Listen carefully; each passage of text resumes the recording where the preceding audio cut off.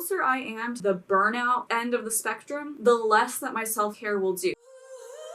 Hey guys, it's Lilac Doll, and today we're going to be discussing burnout, what it is, what it isn't, and how I personally manage it. Before we get started, I just want to throw it out there that this is all what has personally worked for me and how I personally view burnout, but if you've had a different experience and you have other things that work for you or things that specifically don't work for you, feel free to leave it in a comment below, because honestly, what works for me now may not be the same thing that works for me later, so I'm always looking for new things that I can try later on when eventually my brain gets smart enough to start short-circuiting all of the things that I do to get around the fact that it doesn't want to do shit. So leave those in the comments below and let's have that conversation. One thing that I think people get wrong whenever I hear people talking about it, and I want to specifically point this out, burnout is not a binary, you're either fine or you're burnt out. It is a spectrum and it's a trajectory. The good thing about trajectories is that we can see what trajectory we're on and then make adjustments before we wind up at wherever that final end point is. Which is why the first point is to avoid getting there in the first place. I know that this is easier said than done, but I do think that in some cases it is feasible, because burnout, to me, it's a spectrum, which means you can travel along this spectrum. The closer I am to the burnout end of the spectrum, the less that my self-care will do. I'll have to put in multiple times the amount of effort to get the same benefit from my self-care, which eventually makes it so that the self-care that I could do when I'm here on the spectrum, and that be enough to get me closer to not being burnt out, will need to be done so much more if I'm down on this end of the spectrum, to the point that it costs so much effort to put in that self-care that it ultimately makes me more burnt out. Whenever putting in the effort towards things that would typically help you avoid burnout actually starts contributing to your burnout, that's whenever it is the hardest to get out of, because it becomes a self-reinforcing feedback loop. For every person, what the early stages of burnout looks like is going to be different. Figuring out what the cues are for you to start noticing that you need to take a step back, start conserving some more energy, that's going to be very different for every person. And honestly, the things that you can do in response are so varied that I could spend an entire video talking about that. If you guys want me to make that video, just poke this video with a stick, anything to let me know that you guys are engaging with this, and then I'll probably make that, because I still have a lot to say on this topic of burnout. One of the most accessible conversations about mental health that we have. It's one of those few things you can talk about that involves mental health without people labeling you as a mental health vlogger, because we all have a mental space. Sometimes it gets messy, sometimes we need to clean it up, and that's just part of being human, so it's just part of it.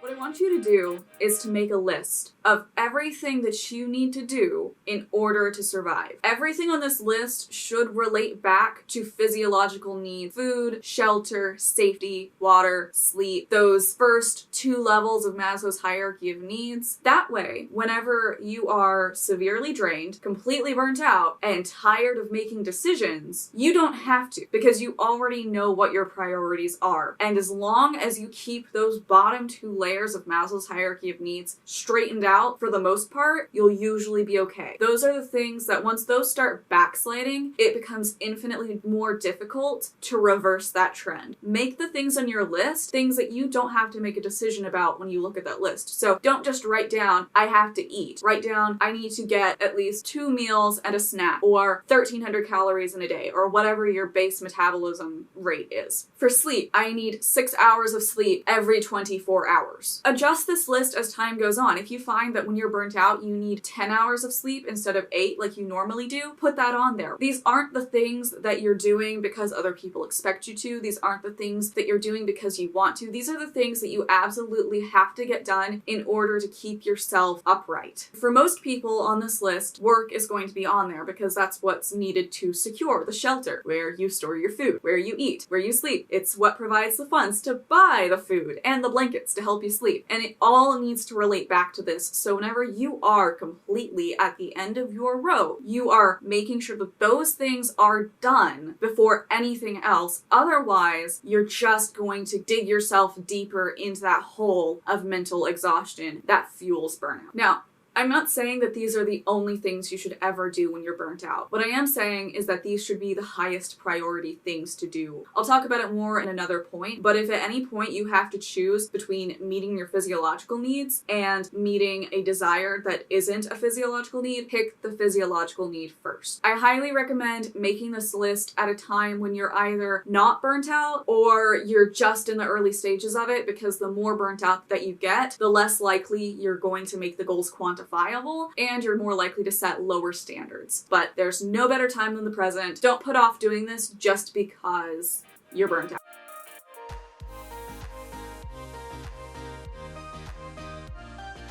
Third, the thing that I am the most guilty of, and that is chasing the dopamine highs. When I am burnt out, I don't know if it's the same for everyone, my impulse desires rise while my willpower decreases. This leads to behaviors like spending more money on Starbucks than I would ever want anyone else to know about, buying lives on Candy Crush because they are the experts at making dopamine trap, overexerting myself socially just to get that buzz. For me personally, whenever I'm burnt out, it typically tends to go hand in hand with my depression. So my chemical balances in my brain are all fucked, and my brain is going, oh, we don't have enough of the happy chemicals, we gotta do something to get the happy chemicals. And the reason why this is bad is that typically these things either cost time, money, or energy. Three things that are usually in short supply when you're burnt out. I'm not saying that you shouldn't ever do anything fun whenever you're burnt out. I would actually recommend the opposite, find ways to enjoy your life, but look at the long-term cost. If spending $5 on Starbucks is something that's going to make you happy and make you feel like you can get through the day, then maybe that's worthwhile because that lets you go to your work, which is going to get you more than $5 and will hopefully let you eventually take some time off. But if it's not needed for you to get through the day, then you've just taken away $5 that could have been used towards saving up so that you could take time off. This is an idealized situation. I know that not everyone has $5 to spare on Starbucks, and I specifically use the Starbucks example because that was something that I did a ton. Short term, it helped me, but it fostered some bad habits. Ultimately, there were better things that I could have done that would have gotten me that dopamine, but it wouldn't have come at such a high cost. And that's really what all this is about, is evaluating the costs and the benefits of everything that you do so that you maximize the benefits and minimize the costs, because whenever you're burnt out, you don't have much wiggle room. It's like your mental and your physical energy are on a very, very, very tight budget. And if you deviate from it too much, you're just going to get more burnt out. Also, I would strongly recommend looking into the science of what gives us dopamine, what triggers the release of it, so you can have things in your back pocket for whenever you get that craving for dopamine that you can go to. For me, it's been Kindle books and watching the progress meter slowly increase up towards 100. That does it for me. I know a lot of people who masturbate because it is one of the most affordable sources of dopamine out there. Not even being facetious. I recommend it.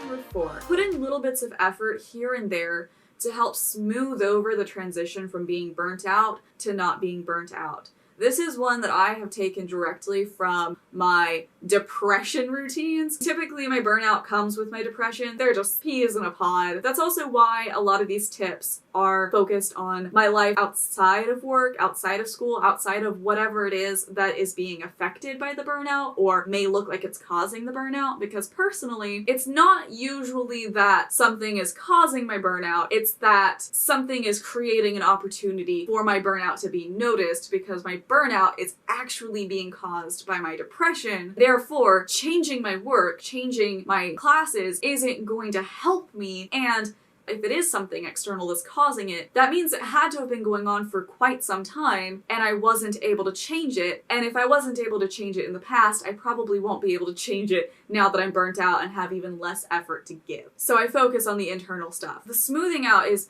there is nothing more frustrating than coming out of a depressive spiral or coming out of a burnout phase and suddenly it's like having the goggles taken off and you see exactly how bad everything has gotten while you were busy just trying to wake up every morning. You've got dishes that have piled up, your laundry's not done, all of your flat spaces are covered in coffee cups, you have people that you haven't talked to in weeks that are wondering why you fell off the face of the earth, the dance class that you've been attending has done months of choreography that you weren't there for, and it gets so overwhelming that almost as quickly as you got out of it, you can fall right back into it because it's just so much to take in and it's so discouraging. It's like, I was having trouble keeping track of my life when I was here, and now I'm here, and I have to build back up to here after getting my ass kicked by burnout. Like, what? How? I have found that the best thing to do after I'm covering everything we already mentioned in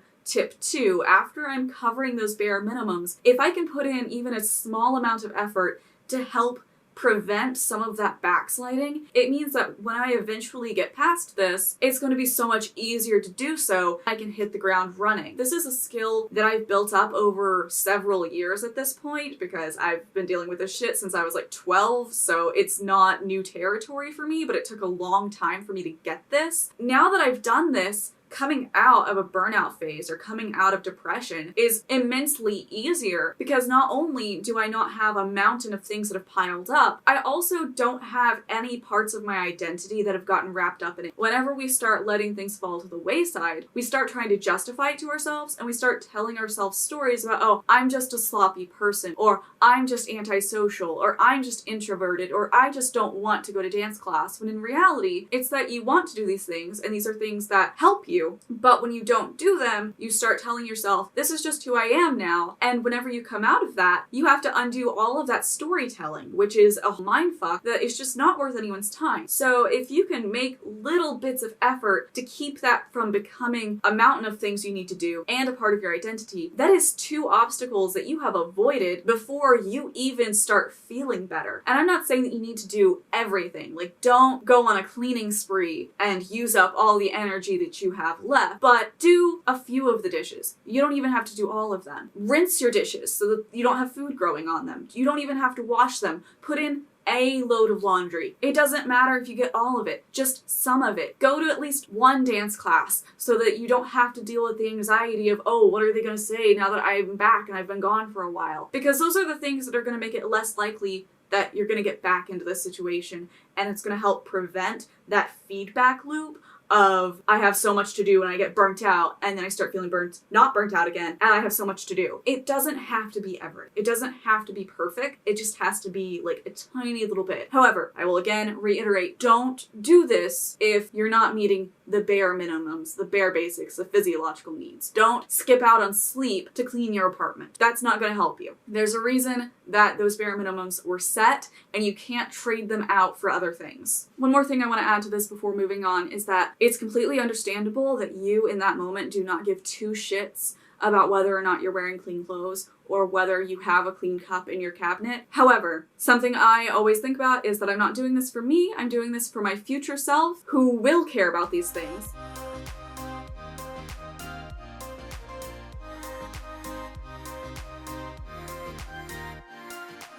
And my last tip, remember that all of this is temporary. Don't get me wrong. I am not saying that, oh, you can do anything you want to, just put your mind to it, pull yourself up by your bootstraps. You know, your vibe attracts what you get in life and you're really just not thinking positively enough. This is not positive thinking bullshit. This is about recognizing that there is a lot more going on around you than just you. Every day, a shit ton of other people get up and make a shit ton of decisions that indirectly affect you, that indirectly affect the people that are around you, and can have some effect on your life. That company that you've been at for years and the job that you hate, who knows? Maybe it'll go under. Maybe your awful boss is gonna get into a weird skydiving accident. Maybe you get fired. You don't know all the internal politics of your workplace. Maybe you do know all the internal politics of your workplace, and that's why they're gonna fire you, because you know too much. You don't know all the intricacies of what's going to happen next. And typically the thing that takes something from being miserable to being bearable are the subtle differences. Do you enjoy the people that you're working around? Do you feel like you're actually doing something worthwhile? Is your commute less than 30 minutes? Do you have time to spend with people that you enjoy on the weekends? Are you able to create a life outside of your work that is still enjoyable? There's so many different variables that go into something being completely unbearable. You don't know what those are going to be. Not to mention that sticking with the same job for years and years and years and years and years is almost unheard of. So you're going to have so many different changes in your career, in your life, in the people that you're surrounded by, in your circumstances, that you can't accurately predict the future. And that's the thing that I want people to stop doing. Stop predicting the future. You are not a psychic. Do not act like you are. Do not let your anxiety fool you into thinking that you are. If you were, you would be making a shit ton of money on it. But you're not. So stop assuming that you know how everything's going to play out. There's a lot to be said about making decisions and deciding to try new things when what you're doing isn't working out for you. And I highly recommend that. But I'm not going to put that in this video necessarily, because there are situations where you just have to grit your teeth and get through it. And it sucks. And it's hard. But it's not the be-all, end-all, full stop. This is what you get out of life. This is where you are right now. Do you have a light at the end of the tunnel? Can you make one? Can you find ways to maybe expand that? Think about it. But don't ever fall into the trap of thinking that you can predict the future, because that won't actually help you. There is so much going on around you that you are not privy to that you can't accurately say it's always going to be like this or I'm always going to be like that. And you don't always know who you are going to be in 5, 10, 15 years. Who knows? I don't. You don't. So don't trap yourself with that kind of, it's always going to be like this, it's never going to be like that, I know everything, because we don't. And that's honestly one of the best things that could ever happen to us, is not knowing how everything is going to play out, because sometimes things look hopeless because we don't know everything. And that is everything that I have for you guys today. Thank you so much for hanging out with me. To quickly recap everything we just went over, number 1, focus on preventing burnout, because it's easier to prevent than to deal with after it happens. 2nd, once you are burnt out, focus on meeting your physiological needs above everything else. If you're not getting enough food, if you're not getting enough sleep, if you're not drinking water, then you are going to backslide and you're not going to make progress in getting over this burnout session. You gotta meet those needs above everything else. 3rd, do not fall into the trap of seeking a short-term benefit dopamine high whenever it's going to cost you more in the long run, and try to develop some ideas of things that you can do in order to meet your need for dopamine, but without meeting it at such a high cost. 4th, put in little bits of effort where you can, if you can, to smooth out the transition from being burnt out to not being burnt out, but only if you're meeting the bare minimums established in tip number 2. And last but not least, all of this shit is temporary. Take joy in this fact, relish in it. And that's all I have. If you guys have any tips of your own or any tips from this list that you specifically will or won't be using in your life, please let me know in the comments below. I want to have that conversation with you guys. And as always, please leave a like if you enjoyed this content. And obviously, please subscribe if you want to see more of this. It is a huge ego boost and it helps me know that I have people who are interested in watching me ramble about ways that I deal with burnout from my skewed perspective as someone who has basically been depressed their whole teenage and adult life. But it's okay. I'm dealing with it. It's good. I mean, it's not good, but like, I'm good at dealing with it. I think I am. I feel like I am, and I think that's a significant part of the battle. Anyway, I will see you guys next time. Have a wonderful day. Congratulations if you made it to the end of this. You are one of my favorites. I need to come up with a good ending tagline, so I'm gonna test one out now. Stay fresh, cheese bags. Anyway, have a wonderful day, carry on with your lives, and do the things you enjoy. I'll see you guys later. Bye!